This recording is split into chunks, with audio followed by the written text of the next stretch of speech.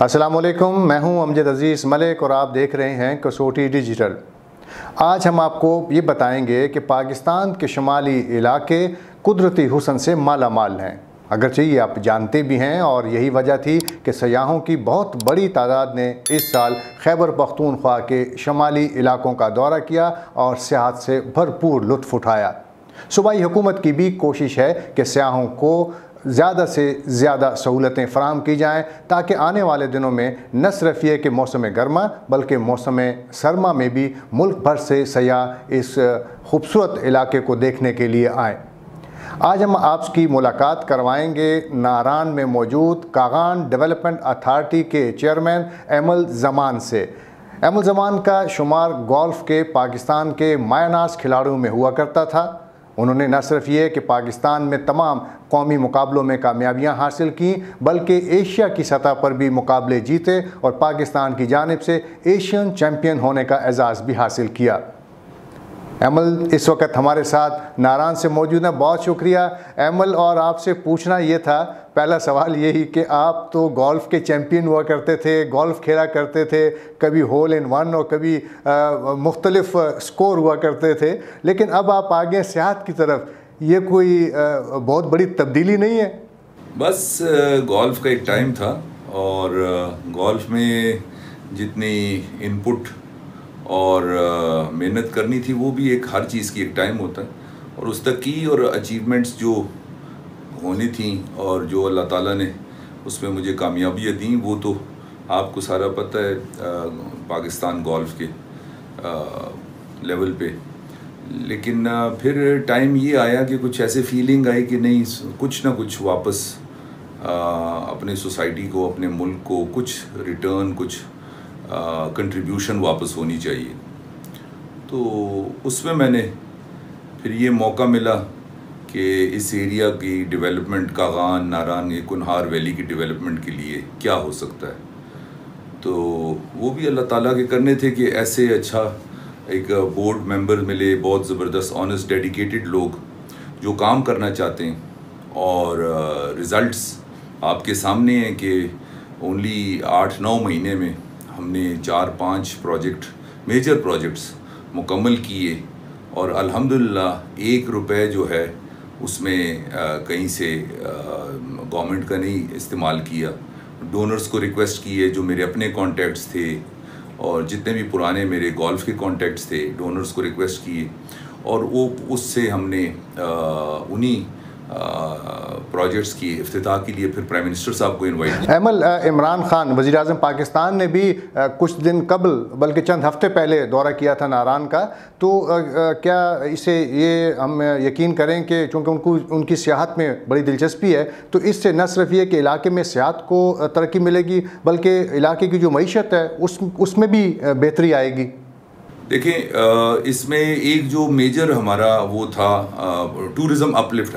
Kaghan development authority के 2 किस्म के एक विज़न है इसमें।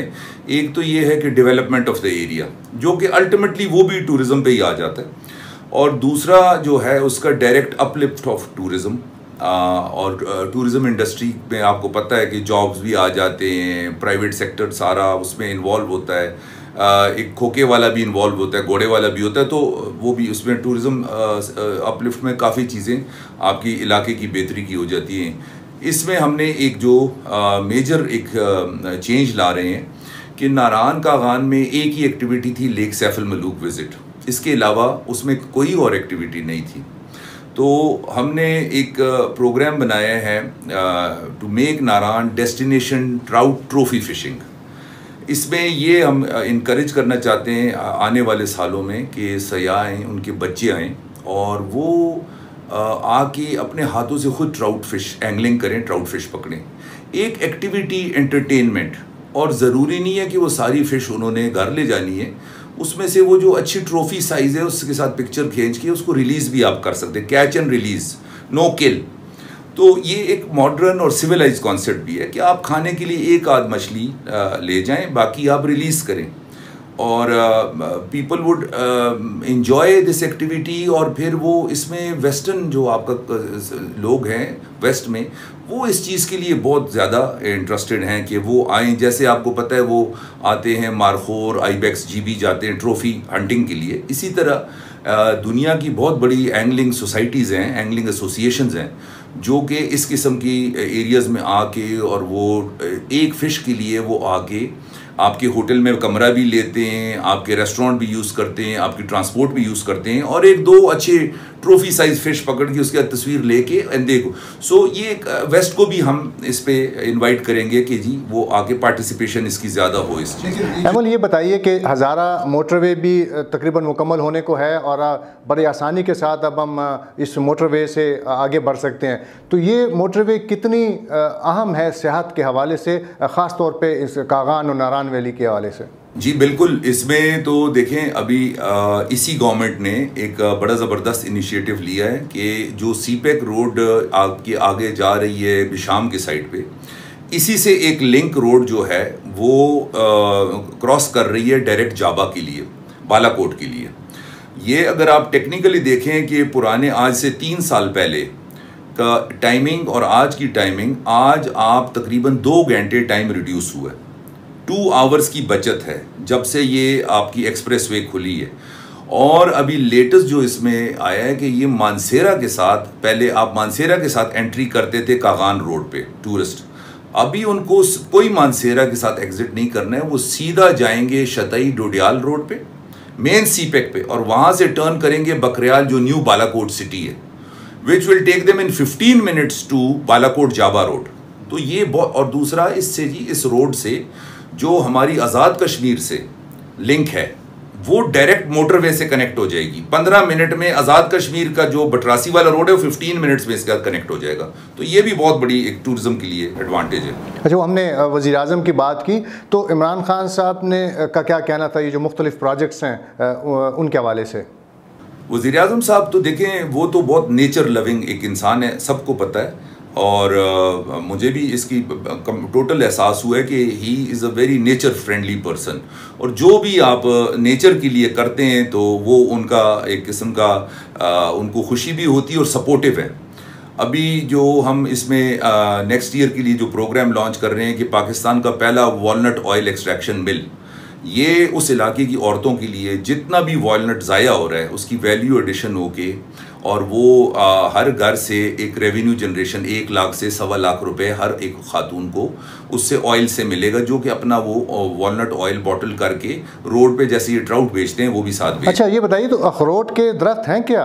अखरोट जी अक्टूबर में हार्वेस्ट होता है, तो अक्टूबर के बाद टूरिस्ट ख़त्म हो जाता है, तो वो अखरोट में जो अच्छा क्वालिटी होता है वो तो बाज़ारों में आ जाता है, जो कमज़ोर क्वालिटी वो रह जाता है। तो हमने सोचा कि इसकी वैल्यू एडिशन करें, क्योंकि आपको ये मैं बताता चलूँ कि ये पाकिस्तान का सबसे richest walnut producing area as one belt, one piece, इससे ज़्यादा कोई भी नहीं।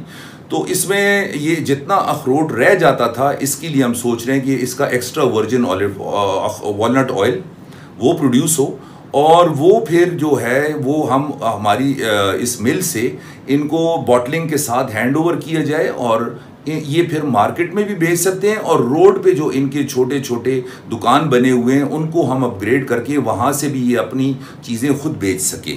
अमल, ये फरमाइए, मैंने पहले भी बताया कि लाखों की तादाद में सयाह जो हैं वो इस मरतबा कागान नारान की तरफ आए, तो आप बताइए कि सयाहों की तादाद किस कदर ज़्यादा थी?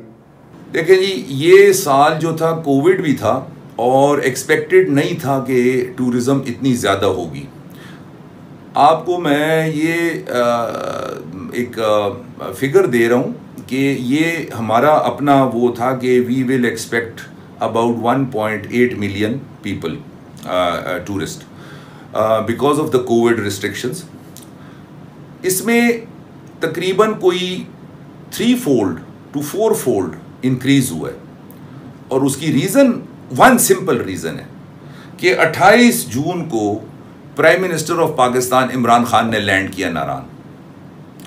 ओनली प्राइम मिनिस्टर की लैंडिंग से और मीडिया पे चलने से जो लोग कभी आए नहीं थे उन्होंने भी नारान का रुख लिया कि इमरान खान गए हुए हैं तो हमने ज़रूर विजिट करना है। nobody realizes that one prime minister visit made such a big difference for that area कि उनकी revenue 3-fold ज्यादा increase हुई है just for his visit of 1 hour. मौसम सरमा का भी मैंने जिक्र किया, तो आप ये बताइए हमारे देखने वालों को क्या मौसम सरमा में सियाहत मुमकिन है, सियाहों को आना चाहिए? जी, सर्दियों में तो देखें टेम्परेचर भी अभी इस पाकिस्तान की ये हमारी कैपेबिलिटी नहीं है कि हम सस्टेन कर सकेंगे सर्दियों में, क्योंकि नारान में एग्जैक्ट नारान में रिकॉर्डेड टेम्परेचर -22 तक जाता है। तो ये इस आजकल की फैसिलिटीज़ और जैसे हम इस वक्त गुज़र रहे हैं जिस सूरत हाल से, ये पॉसिबल नहीं होगा कि ये एक ख्वाब मैं आपको ड्रीम बताऊं और ये पॉसिबल हो। लेकिन सर्दियों में हमने शुगरान में मार्कर दिए, शुगरान में हम इस मरतबा प्रॉपर स्कीइंग इंस्ट्रक्टर्स के साथ स्कीइंग कैंप लगाएंगे बच्चों के लिए, फैमिलीज़ के लिए, और शुगरान रोड हम ओपन रखेंगे। और प्राइम मिनिस्टर साहब की एक और भी वो था हमें कि उन्होंने कहा कि आप और गलियात इस इलाके में खोलें। उस पर मैंने पर्सनली विज़िट की है, मैं पर्सनली ख़ुद पैदल चढ़ा हूँ इन एरियाज़ पे, और आप यकीन करें कि इस एरिया में मज़ीद 6 से 7 और स्कीइंग रिजॉर्ट्स बन सकते हैं, जिस पे हम काम कर रहे हैं, और वो प्रेजेंट करेंगे हम प्राइम मिनिस्टर ऑफिस को भी और सीएम ऑफिस को भी प्रेजेंट करेंगे कि जी। लेकिन मौजूदा इस सर्दियों में हम आपको इनवाइट करेंगे शुगरान स्कीइंग फेस्टिवल पे। अच्छा, ये बताइए, हमने ये सुना था कि झील सैफुल मलूक में एक चेयर लिफ्ट लग रही है, तो क्या ऐसा कोई प्लान है कि झील सैफुल मलूक में चेयर लिफ्ट लग जाए और नारान से हम बड़ी आसानी के साथ झील सैफुल मलूक तक चले जाएं? देखिए जी, उस चेयर लिफ्ट के बारे में मैंने उस वक्त भी कहा था कि वो चेयर लिफ्ट जो टेक्निकल बुनियाद पे वो वहाँ पे फीजिबल नहीं हो सकती थी। वो जिस गली में वो चेयर लिफ्ट जा रही थी, ये मेरे से प्राइम मिनिस्टर साहब ने इस वक्त इस मरतबा विजिट पे पूछा भी था, और मैंने प्राइम मिनिस्टर साहब को एक्सप्लेन किया था, और उन्होंने मुझसे पूछा कि रीज़न बताएं। उस जिस गली में, जिस छोटी जैसी तंग वादी में जिसमें झील सैफुल मलूक की नदी भी आती है, उस वादी में वो ये चढ़ा रहे थे ऊपर। अच्छा, उसकी 2 रीज़न है। उसके लेफ़्ट राइट जो हैं, मतलब 100 साल के फेमस एवलांच ग्लेशियर्स हैं जो हर साल आते हैं। तो नंबर 1 वो कॉस्ट पे प्रॉब्लम बन रहा था कि हर साल आप डिसमेंटल करेंगे पूरा यूनिट, क्योंकि वो ग्लेशियर्स उस पर हिट करते। नंबर 2 जो उसका सबसे बड़ा प्रॉब्लम है कि नारान की बुलंदी है जी 8,000 से 8,200 फुट। सैफुल मलूक इज़ 10,400। ठीक है जी। नाउ जो डिफरेंस है दोनों के बीच में तकरीबन 2 से 2,500 फुट का है, but at a very short span of 1 kilometre.